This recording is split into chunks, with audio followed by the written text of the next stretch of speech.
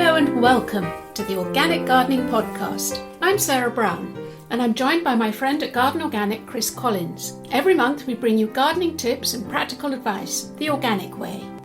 So this month Chris celebrates the winter days with bare root planting, and our special guest is Don Murray, the new Director of Horticulture at Garden Organic. Are you interested in the planet? Are you interested in caring for the planet and food and health and well-being and just making the world just that little bit better? Then gardening's for you. And of course we end with a dip in the monthly post bag when we discuss rat-tailed maggots and the dreaded allium leaf miner. But first, here's a quick word about our brilliant sponsors, the Organic Catalogue. If you're stuck for Christmas present ideas, have a browse. You may find something to treat a gardening companion or even spoil yourself. Go online at organiccatalogue.com, and if you're a member of Garden Organic, you'll get 10% off. Just search for organiccatalogue.com. So now I'm off to the virtual potting shed to join Chris down the line. Well, Chris, if I had a trumpet, I'd blow a fanfare right now. Because, as you know, the Organic Gardening Podcast, our own little podcast, has been crowned Podcast of the Year at the Gardening Media Guild annual presentations, and up against serious contenders such as the BBC. Well, I'm thrilled. I really am, because I know, there's podcasters are everywhere now, aren't they? Everybody's doing a podcast. So to do this is really, really incredible. And I'm just proud for Garden Organic. Just shows how important now more than ever it is to think about being sustainable, to working in conjunction with nature in your garden. That's what makes me so thrilled about winning. Absolutely. I think we're on the way, and this is what we all work so hard for, to being a mainstream thing, not just something on the edge of the horticultural industry, something that's going to go centre stage. Right, let's put our feet back on the ground and let's get talking about what we're going to be doing this month. I'm going to dive straight in and talk about bare root planting. It's very topical at the moment, because if you want to plant a tree, now is the best time of year to be doing it. Chris, would you like to explain the difference between a potted and a bare root plant? Well, nowadays, most people will be used to buying their plants in a container, in a pot from a garden centre. Whereas when I started out, it wasn't that way at all. We used to have what we call bare root, which means they'd be grown in open fields. No container, no pot, nothing like that. So on the parks, we'd have an area where we grow a lot of shrubs, a lot of whipped trees. Whips are just like a small single stem, quite young, maybe 1 or 2 seasons, 3 seasons old. And they would be dug up and planted in final situ or moved only during the dormant season. Now, there are massive advantages, I personally feel, to bare root planting. One is you get a plant that's been out in the field, so it means that you're just going to have a tougher plant. It's been used to the conditions. It hasn't been pampered. If you think about it, a container plant, maybe lots come in from places like Holland and Italy. They come in, they've been in a nursery on drip watering, drip feeding, nice and cushy lifestyle, supported with stakes. They come into a garden centre, they move from another climate to here. It's going to be harder work to maintain, keep those plants alive once they get into your garden, especially if you take your eye off the ball. So a good whipped shrub or tree or plant is absolutely superb, and planting out when the conditions are mild, when there's no frost, it's not too wet, and that means also the plant can get its roots down through the winter. It's not photosynthesizing, it's not active in any other way, so it can concentrate on root production. I agree with you entirely. I think there's huge benefits to planting bare root. For instance, you're going to buy the plant online, and probably, I hope, from a specialist organic grower. That means you're supporting the work of organic growers, and you're also going to check that they're grown in a sustainable, peat-free way. You're not necessarily going to get that from a pot plant from a garden centre. Buying bare root avoids the use of plastic pots, so you're reducing the amount of plastic in your growing area. You mentioned also that they tend to have a healthier root system than those sold in pots. How often have you bought a potted plant, Chris, whether it's a rose or a shrub, and by the time you get it out of the pot, it's almost root bound? In other words, it's constricted by the pot. It's been in the pot for too long. Yeah, you get this thing. It's always important, I think, if you're going to purchase a plant, to have a little look at the roots. People neglect that. They look at the top and think, brilliant, but I always knock off the pot before I purchase a plant.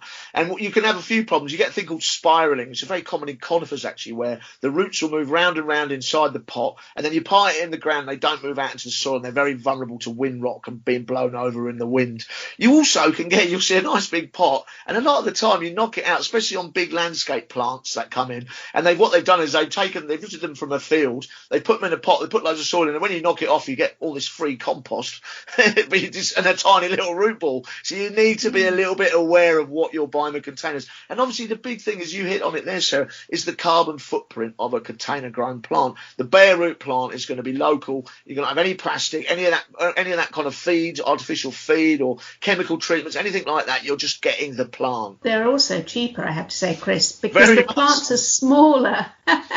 You mentioned whips for trees and hedges and such like, but sometimes they only have 1 or 2 years growth, and that keeps the nursery costs down. So, yep, your quid's in by buying bare root. I think if you were going to plant a hedge or a little woodland, little coppice or something like, say, in a school grounds with the kids or something like that, bare root whip trees are the best you can do because you can plant nice and thick. You will get a certain amount of loss, but they nurse each other because you can plant them quite densely, and you'll get guaranteed survival, and you'll get that little coppice or you'll get that hedge. Chris, what tips would you give for bare root planting? Well, the main thing I think is to make sure you get your roots and your upper part of the plant, the stems, correctly at the soil level. That's really, really important. So what I do is I literally I call it a template, but it's literally a piece of 4x2 wood. So I just lick my hole, I lay that on the top so I can measure the root area below the ground and the stem area above it. And that acts as a template. It's very good for planting trees, and it makes sure you're not planting too high or too low, which can cause fungal infections and drainage problems and all sorts. So getting that plant spot on at soil level is rule one, and making sure you firm in, there's no air pockets left so the plant can take up water properly. Brilliant. Thank you. Well, there's something to cheer up your December month. Get planting. Get planting, indeed. It's bound to put a smile on your face any time. So what else is going on in December? Well, I would say don't forget to give your compost heap a Christmas treat. All those veg peelings, all the scrunched up paper and cardboard, all that excess from Christmas. Just put it on the compost heap and it will rot down. You've got that nice mix of green and brown. That'll give the compost good structure.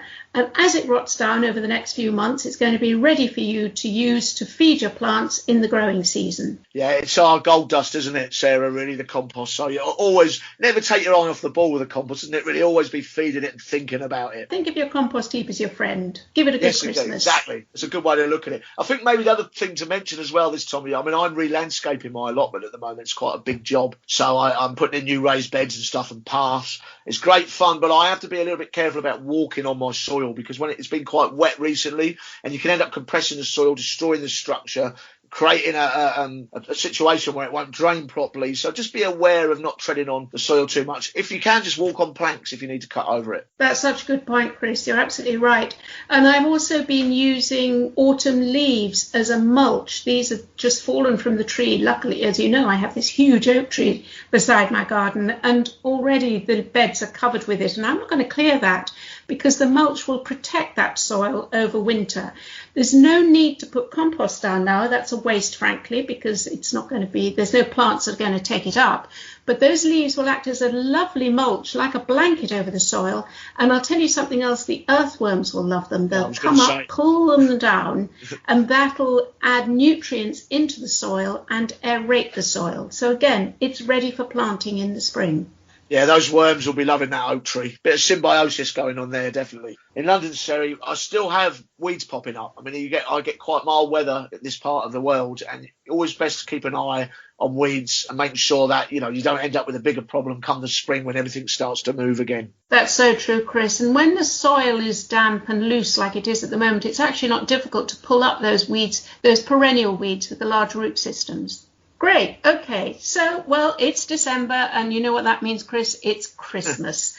Whether you like it or not, whether you're in lockdown or not, we've got Christmas. What Christmas presents have you got in mind, either for yourself or for anyone else? Well, I think, my good lady has got more and more into growing stuff from seed over there. I've infected her with this passion, I think, a little bit of growing stuff from seed. So I'm a member of the Heritage Seed Library. So I've got access to some amazing varieties of seeds. I love, one of my favourites is the London carrot. I love a Cockney carrot. You know, that's a good one. And so I'm going to give her a selection of those for her Christmas present so she can get growing in the spring. Oh, that's a nice idea. You know, you could even give membership to the Heritage Seed Library as a present. If you just go online to the Garden Organic website and then become a member of Garden Organic, you can add on to it membership of the Heritage Seed Library. Absolutely perfect idea. Brilliant idea. And what about you, Sarah? Are you going to get whisked off to the Bahamas for 3 weeks or something like that for Christmas? If only, Chris, if only. No, I tell you what I'd like for Christmas. I got no less than 5 climbing roses going up the front and the back of my house. And I was out the other weekend cutting them back, because it's a good idea to cut back those long whippy trails of climbing roses before the winter winds. And I thought, you know, I really need a decent pair of gloves to do this. You know, those really smart ones like gauntlets, they're leather and they cover not just your hands, but they go up your arms as well. That's what I'd like for Christmas. Nice and practical as always, Sarah. Well, whatever Father Christmas brings you, Chris, I hope it's a good time for you and a good break. We'll be talking to each other again in January. In the new year, the next year, let's hope it's not quite as strange as 2028. And I would say a very Merry Christmas to all our listeners, and thank you. Thank you for tuning in. We really do appreciate it, don't we, Sarah? Absolutely, Chris. Happy Christmas to everyone. Happy Christmas.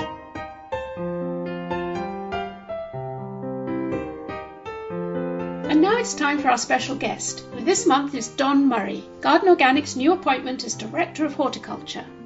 Don shares with me his very personal story of his horticultural career, from a teenage apprentice in Scotland to studying orchids in the American rainforests, and his exciting time at the Eden Project in Cornwall. It's an inspirational journey. Hi, Don. It's really nice to speak to you. Sarah, it's an absolute pleasure to be here. Thank you. And of course, you and I probably should be sitting opposite each other in the office, but that's not happening at the moment. Welcome to Garden Organic. Thank you very much. So this is my day 10, I think. How exciting. It's all ahead of you.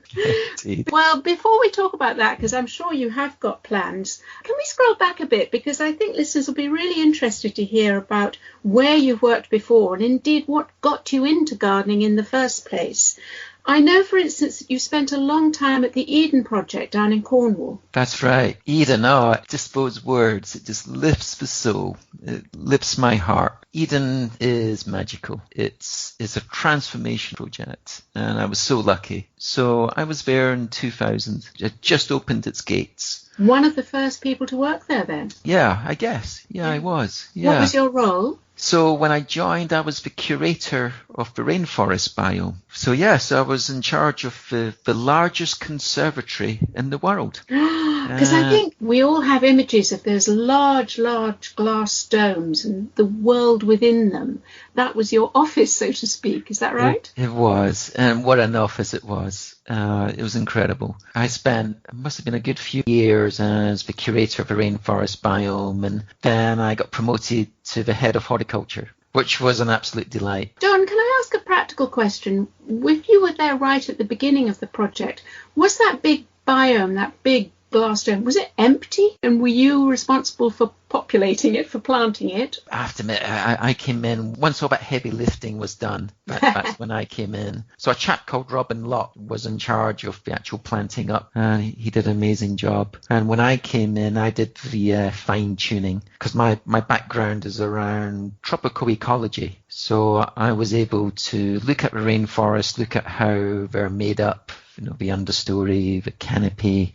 And then I was able to finesse the rainforest biome and make it look real. That was always the intent. The intent was for many, many people who maybe could never visit a real rainforest. How do you make it real? How do you make it feel like a tropical rainforest? That must be sound and smell as well as planting, is it? That's right. 2 years in, I was in the biome. I noticed somebody just standing crying with joy. Oh. They couldn't believe how incredible. And it was actually someone from Africa. They just felt at home. The temperature, the feeling, the plants, and that made my heart, really sing. And yeah. I think, after over millions of visitors, I think everyone who enters the rainforest biome gets that sense of, wow, this is what a tropical rainforest feels like and looks like. and smells like.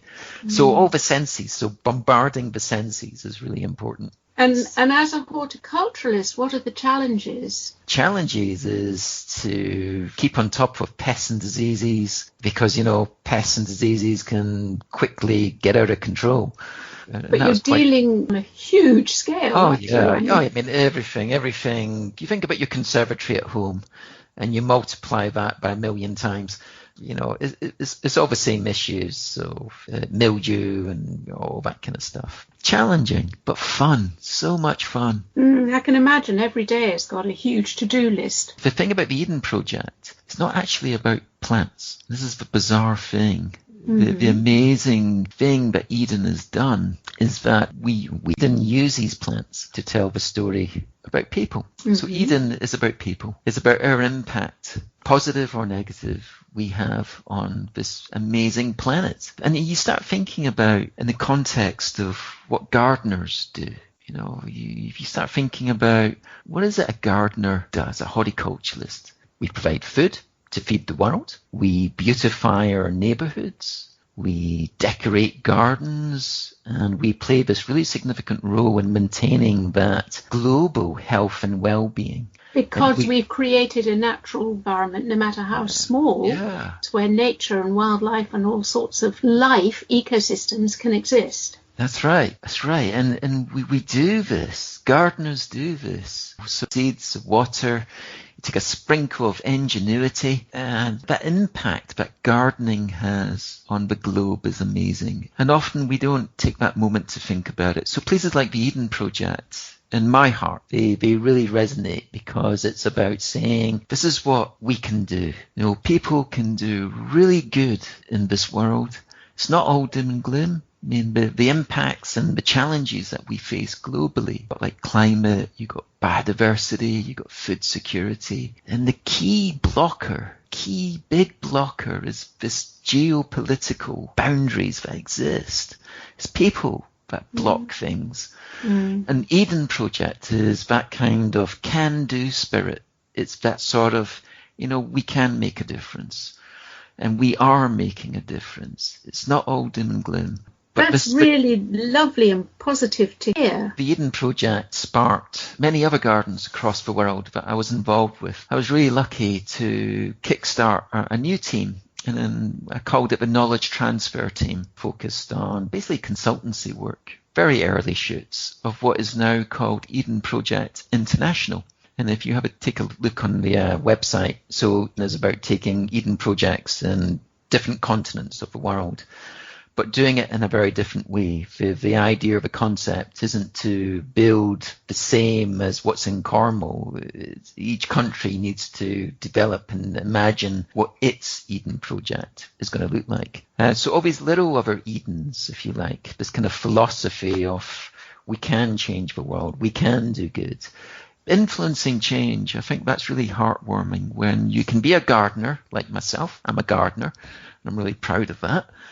But now I can do all this other stuff. Certainly when I was 15 years old, I would never have dreamt I would have been involved in projects like Eden. Okay, let's go back to the 15-year-old Don. Oh, gosh. Was it then that you decided you'd like to be a gardener? Oh, yeah. So when I was 15, I had hair. That was a bonus. So when I was 15, I knew what I wanted to do. I wanted to be a gardener, and boy, I was mocked for that. Yeah. Okay. So you had a garden in your home, or what? Yeah. So my dad was a fireman, and he had a little bit of garden. So he grew vegetables, raspberries. He had his flower bed. There was a real jumble, because my grandfather, my dad's side, his garden was very formal. On my mum's side, her garden, my granny's garden, was a jumble. It was a mess, but it was beautiful. It was natural. So I remember as a boy, as a very young boy, 5, maybe 6, I was out in the garden, and I remember munching away on peas, kind of cracking open the pea shells, popping them and munching away and just loving those moments with my dad and my grandfather. Yeah. It actually brings a little tear to my eye because it's my dad passed away about 10 years, just over 10 years ago, and he loved his garden. And I think you're right. I think the garden is the connection with your parents, with your grandparents, with your whole family. I can't tell you the number of people that have said to me, oh yes, I learnt my love of gardening very often through their grandparents, because there's that sense of time with them, special time. Yeah. And I remember with my gran, her garden attracted wildlife. So hedgehogs, birds, stray cats. I remember I really got involved in that, every aspect of nature. So now you're 15, you've got a full head of hair. Yeah. And you're getting teased at school because you're telling everyone you want to be a gardener. Yeah, there's a thing back then called youth training schemes. Which part of the country are we talking about? Oh, so I was brought up in Grangemouth. For anyone who's driven past Grangemouth, it's that big orange glow. It's a petrochemical town. So between Edinburgh and Glasgow. Okay. My horticultural career when it started, and it was a youth training scheme. I joined the National Trust for Scotland, and I went to a small garden just outside Edinburgh called Belhaven Gardens. Mm-hmm. It's a small 5-acre garden, and this is when my journey really started, and I couldn't have got the best start, because who was in charge of Belhaven Gardens was the late Sir George Taylor. Now, Sir George Taylor, he was one of the few people who was both Regis Keeper at Kew Gardens and the Royal Botanic Gardens, Edinburgh. Wow. And good at sharing his knowledge? Very good. As I say, I couldn't have got a better start. Then I went on to the National Trust for Scotland's Frieve Gardens. So it was the Frieve School of Gardening on the Scottish borders. That was a 2-year practical gardening program. In fact, it was called the School of Gardening. And I actually knew when I was 12 that I wanted to go there, because when I visited Frieve Gardens, I met up with Bill Heen, who was the principal. I bumped into him because I recognised his face, and I nervously said hello and introduced myself. I was only 12. This is impressive. And said, I would love to come and I would love to join, and be here. And I remember it was Bill Heen that said, oh, you should apply for the youth training scheme. And is that the same now? If you were a 15-year-old now and you wanted to do the same thing, would it be similar? Yes. So Frieve still runs its School of Horticulture, and well done National Trust for Scotland for keeping that going. Yeah. The programme has changed a little bit, but the same sentiment is there. It's about learning the principles and practices of horticulture, gardening. We'll come back to you, and because I love your history, and we'll go through some of the other gardens you've worked at Mount Stewart and at Birmingham Botanics and whatever. But I just want to keep on the theme of, if you wanted to be a gardener now, what do you feel are the challenges now, this current generation? I think gardening it's almost like a rebranding of gardening, because it's so much more. If you say, look, are you interested in the planet? Are you interested in caring for the planet and food and health and well-being and just making the world just that little bit better? Then gardening's for you. That's interesting. And that might be why gardeners now want to do it. Rather than learning all the Latin names and the science of pruning, they actually recognise the benefits of creating a natural environment within their gardens. I think so. I'm passionate about things like apprenticeships. I'm passionate about getting young people, anyone really, but a bias towards getting young people into horticulture. And horticulture is wide open for anyone. It's for anyone. It doesn't matter who you are or what you are. It doesn't matter. It's open to everyone. And that's the great thing about gardening. You can do it on small scale. You can do it on a large scale. Let's get back to the young Don. From these various training gardens that you worked in and you learnt your skill, what was your first big job? Quite difficult to say, because something really bizarre happened when I was at Frieve. The National Trust have an exchange program with the US. So when I finished Frieve, I was still 17, just about to turn 18. And I went over to America. So I ended up taking an internship with a botanic garden called Mary Selby. Whereabouts in America? So this was Sarasota, Florida. Mm-hmm. So from, a young Scots lad. From Grangemouth to Florida. And when I was a teenager, there was a cop show called Miami Vice. Yes. And I was young, and the idea of going to the shiny Florida, because obviously this TV show was based in Miami, and I thought, wow, that just seems great. Yeah. So anyway, I had an interest in orchids. That's why I ended up going to Mary Selby Botanic Gardens, because they're the only botanic garden in the world that focuses on epiphytes. Epiphytes are plants that grow on other plants but don't take any nutrients from them. So orchids, bromeliads. That 3 months turned into almost 6-7 years. Wow. Because more than 40% of all known living terrestrial organisms live up in the treetops. Which is way beyond the ordinary mortal's vision, isn't it? Because it's so high and so dense. That's right. So you got this massive hub of biodiversity. And so I got involved in this kind of whole loss of biodiversity, this outcry back then about we're losing all these species. And lo and behold, here we are, 2020, and we're still talking about the loss of biodiversity. And we're still losing them, So there's this thing called backdrop species. So for every single species that we know has been lost, behind that there's several more that we've just lost. So I got really involved in rainforest. You would never have known, having started off with the National Trust in Scotland, that the next 7 years of your life couldn't be more different. Yeah, and it's profound. Because remember, I'm still a gardener. So what brought you back home? I kind of jumped around because after Selby, I went off to the University of Missouri, St. Louis. Well, actually, in between all that, my boss, Meg, said, look, you have to go and get a degree. And I was like, a degree? Oh, gosh. And I thought, I'll never be able to do a master's degree.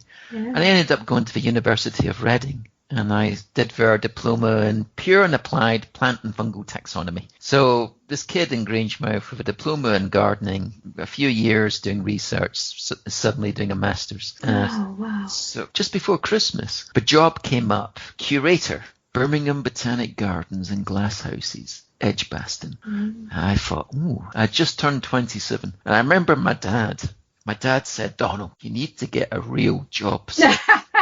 Like every dad does. No, because I've been jumping around doing all this work in Peru or Belize and swinging around the treetops.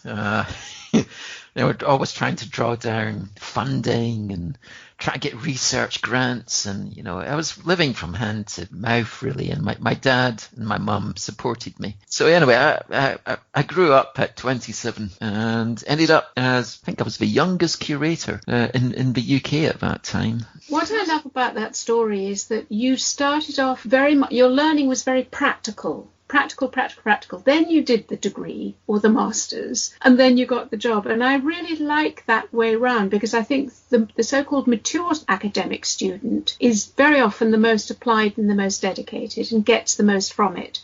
I think the average 17, 18-year-old that goes to university doesn't necessarily get that same depth of involvement with their degree that the mature student does. Absolutely. I think there's two sides of this story. For those who don't have a degree, the world is still your oyster. For those who have a degree, the world is still your oyster. I think it's about who you allow into your world. And I have been absolutely really fortunate to have so many people who have been interested in me. See, I would add to that it's not so much who you let in. I think the other side of that coin is who you open up to. True. So it seems from hearing you talk, the young Don was actually a very open person, open to experiences. And that's what the world loves, and the world will then feed you. That's true. And when I went to Birmingham Botanics, I remember having the conversation with the Board of Trustees. I quickly realised that possibility of moving from curator to being potentially the chief exec of Birmingham Botanic Gardens was amazing. And did that happen? No. So I met the love of my life, Becky. Yeah. Everything was great. And for 4 years, I was at Birmingham Botanics. And of course, the Eden Project came along. And So, you said, sorry, Birmingham, Eden calls. well, it called because it drew me back into that rainforest. I mean, Yes. I was missing tropics. I was missing research. So from Birmingham, I went to the Eden Project. Ah, that's a fascinating story. Let's also bring in Mount Stuart. Now, this is a garden up in the Scottish Islands. That's right. And I fell in love with Mount Stuart when I was a teenager. The island life, the community. And Describe it to me. I don't know it. so Mount Stuart is on the Isle of Bute. The Isle of Bute is, if you imagine where Glasgow is, travel west from Glasgow and you'll hit the Isle of Bute. It's a commuter island. It's not a far-flung island. Okay. So I was at the Eden Project, and Becky and I really, we spoke at length because my affair in life was with Eden. So made a decision that, okay, it can't all just be about work. So bit of a new start. Yeah, I went for it. So the two of you went to Mount Stuart, and describe the garden to me there. It's a majestic 650-acre garden of arboretum, pinetum, designed by Mawson, deep history. Victorian? It goes back to 1700s. Oh, okay, earlier then, yes.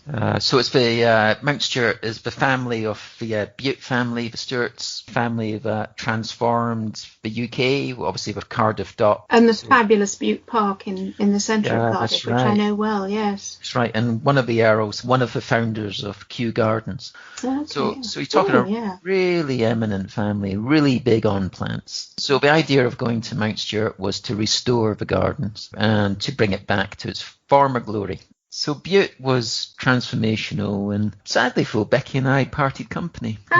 So, after 20 years. I'm sorry about that. So from Mount Stuart, popped over to the Newt in Somerset. Oh, the Newt, that's right, Yeah, yes. the Newt. So the Newt is the new kid on the block. Is an amazing garden, a beautiful garden, well worth visiting. And again, you were brought in to bring organic techniques and organic ideas into the Newt. I don't think they really know what they wanted me to do. But certainly I was bringing in that sustainability ethos. Because something I haven't talked to you about all the way through this, whether in the Rainforest, Grangemouth or Mount Stuart, presumably organic's always been important to you because of your love of the natural environment. It has, absolutely. I think for me, what has always been the lead has been around the planet, sustainability. Organic is something that I've practiced. It's something that I naturally do. But I'm really interested in how do you make sustainable horticulture the norm? What gets my goat a little bit is organic is seen as an alternative. And I'm kind of thinking, well, after 33 years of gardening, but not just gardening, but also being involved in ecology, biodiversity, conservation, transformational projects around community and people, working with big business, maybe I'm naive, but I really believe there's good in everyone.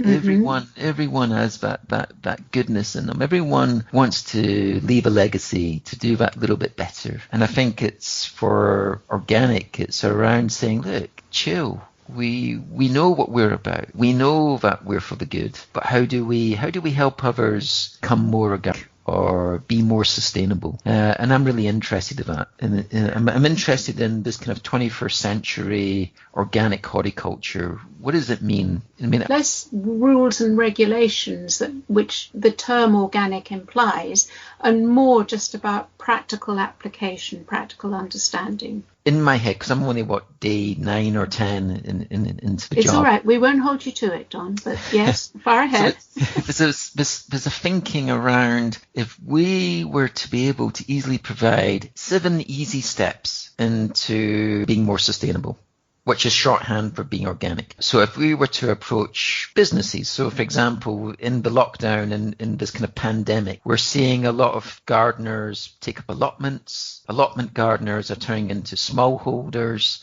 Smallholders are turning into production horticulturalists. If we were to give them 7 easy steps, you can be organic. Because I think that's what the customer base wants. For some people who want to be ethically sound, if you like, or to be more sustainable. So you're talking about the professional grower rather than us gardeners with our own backyard plots? In part, yeah. but I'm also talking about how professional growers become professional growers. I think COVID-19 has sparked a lot of interest in people growing, an interest that's been there for a very, very long time. But I think a lot of newbies are coming into growing, and I think a lot of new growers are realizing, well, actually, I really enjoy this. I'm going to leave my job in the city, and I'm going to set up an allotment, and the allotment turns into a small holding. And I'm really interested in reaching out to those people to help give that kind of easy guide on how you can be more sustainable in your growing. And I think also the implications of your actions, from the type of compost or potting medium that you use, to where you source your plants, to how you grow, to encourage natural habitats for insects and birds, whatever. All these things, they all have implications, don't they? Every That's action right. you take in the garden. Yeah, every footstep we make, has an impact. And I'm also really interested in talking about the truths. So plant-based chemicals, for example, they're chemicals. To say we're chemical-free isn't quite true. A plant contains chemicals. We're not some sort of weird alternative. We, Garden Organic, we've been doing this for over 60 years. And the reason why I'm really passionate about Garden Organic is that we are the voice for sustainable horticulture. We are one of the guardians of the planet. It runs through our veins, and people are interested in that. If I can do anything over my time with Garden Organic, is to reach out to as many people as we can. Because you know what? I'm not satisfied with 20-odd thousand members. I just think our reach should be so much greater. Mm-hmm. So my challenge to those who are members is, go and get another 10 people to join. Don't forget, we have a lot of supporters who may not be officially members, but around the world they support the work that we're doing. That's right. I think, again, this pandemic has really hit people in many, many ways, and it's making lots of people think about the natural world and what it actually means, and our impact we have on this planet. Yeah. Well, Don, you've given us, your colleagues at Garden Organic, a task, 7 simple steps. We'll be working on it, don't worry. Sadly, we've run out of time. There's so much more. I hope you'll come back again and you'll talk to us again on the podcast. But until then, thank you very much for joining us. Thank you.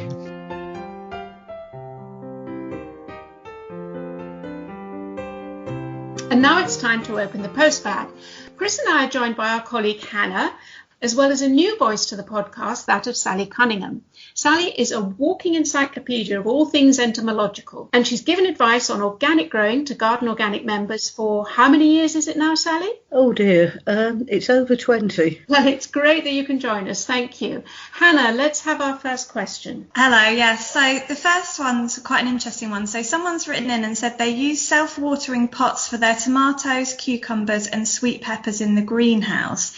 But they're a little bit concerned because when they empty them out, they've found lozenge-shaped whitish grubs with a long tail in the water and the watering mat.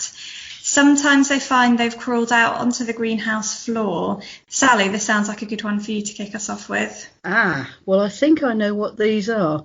These are probably rat-tailed maggots.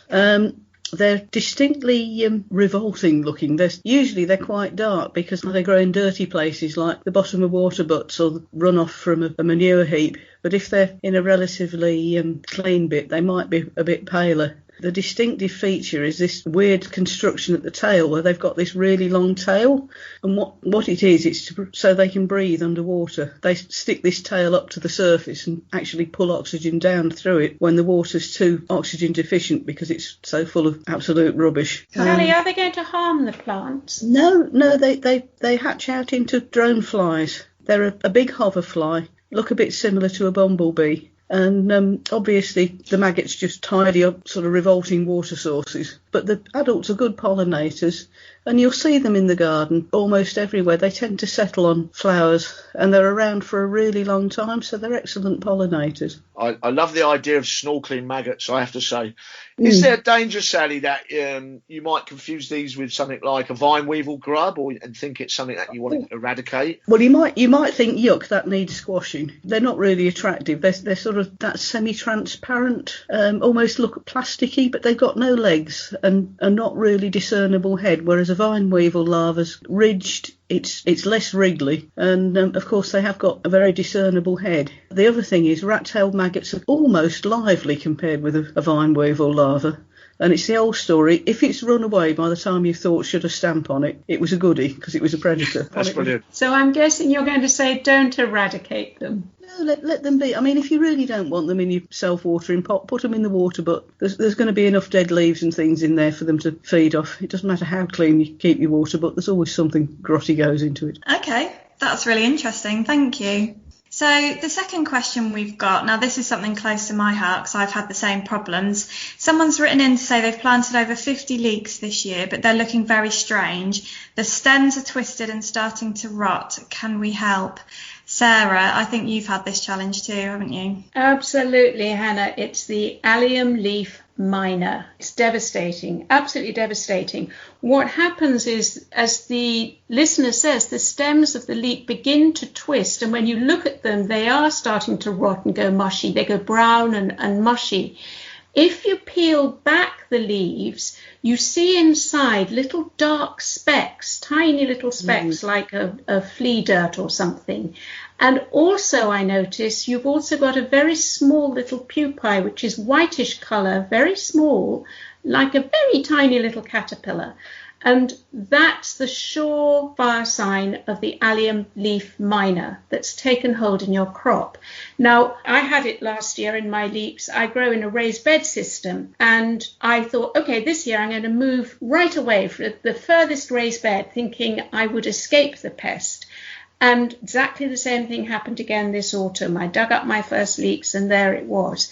Sally, I guess my question to you is, how does it travel? And am I ever going to be able to grow leeks again?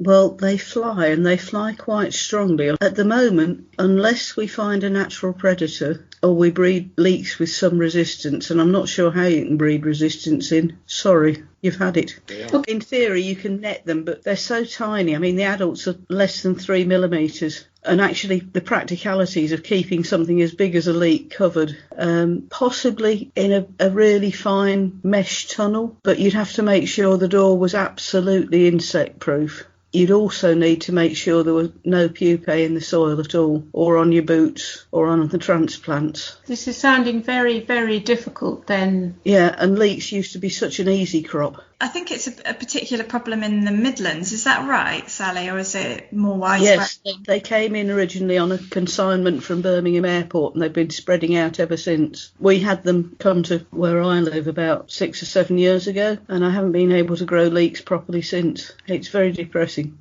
Chris, what about you down in London? Well, you'll be glad to hear my leeks, and I've got a lot of them, are absolutely fine and will be on the dinner table come Christmas Day, no two ways about it. I've got them in the ground still, and I'll just let them sit, no problems at all.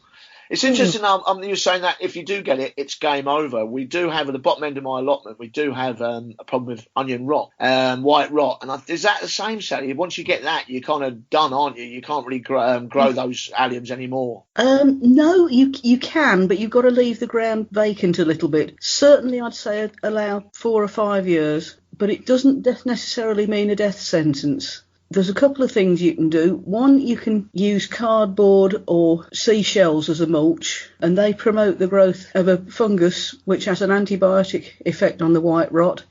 You can grow mustard as a green manure because that will help produce chemicals which kill the spores. And you can also water the liquid that you've boiled onions in on the bare soil. Don't do it too often, about once every 6 months or so, and that will encourage the spores to germinate. And of course, there's no onions there, so they'll die. Oh, that's really interesting. I know we've got it one patch on the allotment down the bottom where there's a lot of old guys from Cyprus down there who are gutted. So I'll give them that information. I'll tell them to listen to this as well, because I'm sure they'll be really happy to hear that. That sounds very positive about the onion white rot. I'm just sad about the leeks. So yes, we need a biocontrol, don't we? Also, Sally, I was very careful to put the wastage from the leek. I didn't put it in my compost heap. Good. I actually put it in the green green waste, the food waste bin. Yeah, that's better, yes. The only other thing is you can grow some of the ornamental alliums. They're a bit tougher. They're still edible. Not as nice as leeks, but, certainly in the spring it means you've got onion flavouring. Allium caravitense and purple sensation seem to be pretty resilient. So, Sally, can I check in the spring if I'm going to plant out or if I'm going to sow onions or spring onions where my allium leaf miner has been in my leeks? Don't. Okay, so leeks and onions are off the menu next year. Yeah. Oh dear. Well, I'm right with onions, so I tell you what, Chris, you bring some leeks. Next time you're allowed to me, you bring the leeks, I'll bring the onions. Well, that's the Christmas present sorted out then. Okay, so on to our final question. So someone's written and said they've stopped watering their houseplants, but they've heard they should keep misting them on the underside of their leaves, and is that correct? Chris, you're our houseplant expert. What would you say? Yeah, I think that we're probably entering a period of jeopardy, the winter for most houseplants, especially if you're not that comfortable looking after them. I wouldn't say stop watering them completely, because obviously they still need a drink from time to time, but it's certainly a good idea to mist the leaves now and again. Important thing is to not keep your houseplants too near a heat source. So if you put them in a radiator or fire, temperature fluctuations, that can cause leaf drop, and it also can cause, you get that browning around the edge of the leaf. You've got a big cheese plant, you get this brown line all around the edge of the leaf. That's where the plant's transpiring faster than it's taking up water, and you get cell death. So they're little indications. Just move them away away from any heat source, and that's to prevent that. But misting also is very good for red spider mite, which is a nemesis of our house plants, and they get into the bottom side of the leaves and suck the sap out, and you get this kind of washed out look on the leaf.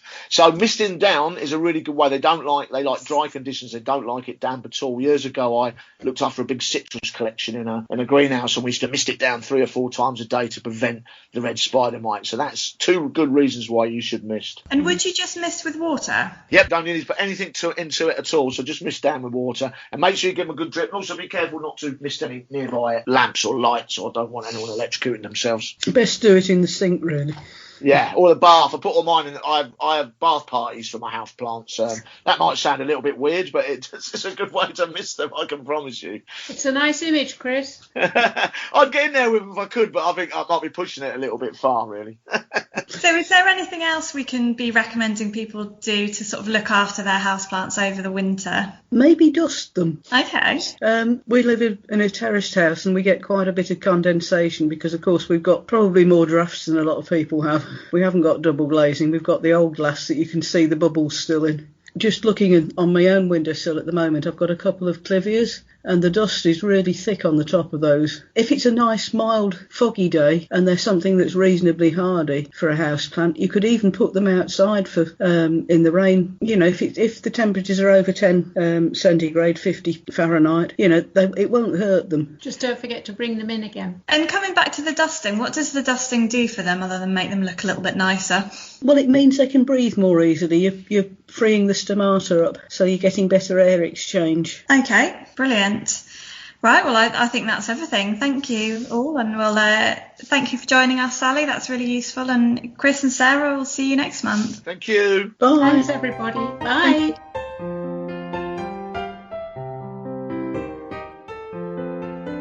Okay, so I admit I'm gutted about the leeks. I guess sometimes you just have to learn that nature doesn't always help in the veg patch.